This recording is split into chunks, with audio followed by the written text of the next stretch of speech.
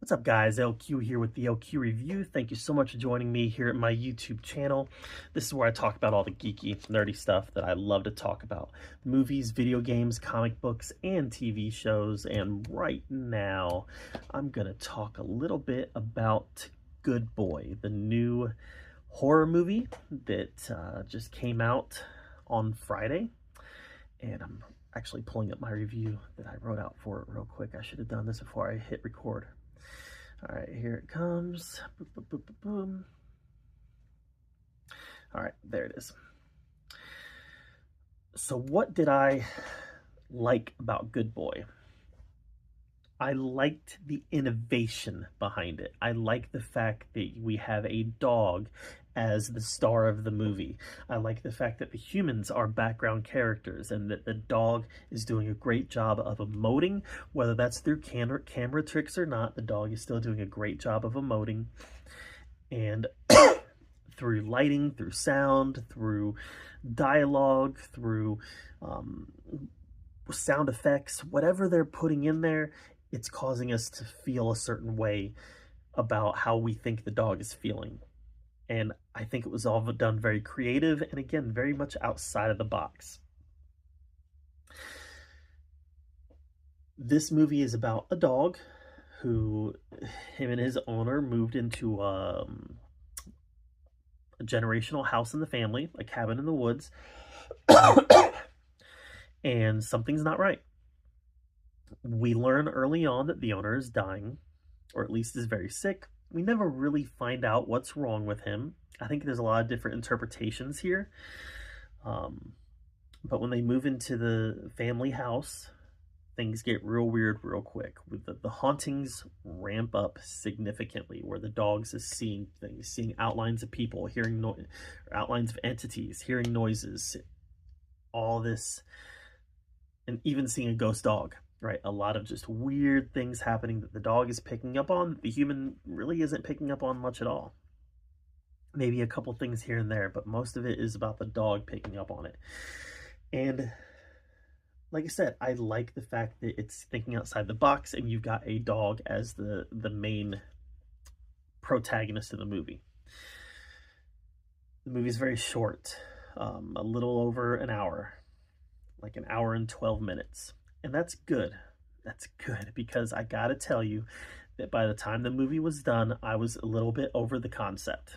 I really was. Like, I think the movie was good, but I would not have wanted it to have been any longer, because it was really, I would say, excuse me, I would say the last few minutes,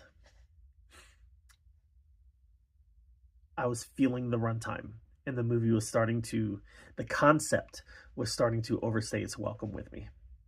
It just was. Like, I can think that it was a cool concept, thinking outside the box, creative, new, original, but it was also not something I'd want to sit through for more than an hour and 15. It's just not. So,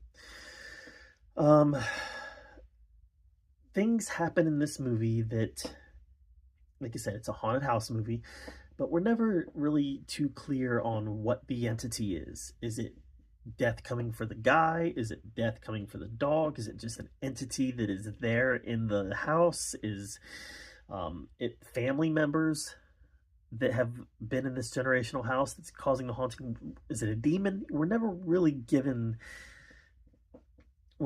spoon-fed what this entity is or what it wants. But what we do know is that the human being is at risk and that the dog wants to protect him. I like that this movie was filmed on a shoestring budget, and it was filmed over 400 days, and that it had a nice little making of segment at the end of the credits to let us know kind of how they got some of these shots and how they made some of the movie. But again, while I liked it, there just wasn't enough that they could do to really elevate this to the next level. And I read reviews where people loved it, where people thought this was one of the greatest movies of the year, and definitely maybe the greatest horror movie of the year. I don't know, guys. Did you guys see Weapons? Did you guys see Sinners? I don't know. Those movies are way better than this. Not that this is a bad movie, but it's not the best movie of the year. It's not the best horror movie of the year. It's probably not even the top 10, honestly. I liked it, but being a original concept that we really haven't seen before isn't enough to elevate it above something like Weapons or something like Sinners. It's just not. So, good movie. You know, if I had to give it a score, I'd say probably 6.5 out of 10, which, like I said, is not bad rating. 5 being average, 6.5. That means it's a little bit above average. But what I would say is that if you're a horror fan and you're looking for something different and you don't mind paying premium cost to see it in the theater for a movie that's only an hour and 12 minutes long, I think this is worth checking out because I did have a positive experience with it. But if you're not like a hardcore horror fan, or if you're not just, maybe you're a puppy fan. If you're not a puppy fan, then I think this is a wait for streaming. I really do. It'll be on Shudder. It'll be on Shudder probably in 2 months. So, I would wait for Shudder, unless you're just really into horror movies or you just want to really see that dog duke it out with some demons. Quick spoiler alert. I'm going to let you know whether the dog lives or dies. So if you don't want to know the answer to that, turn the video off now. All right, the dog lives.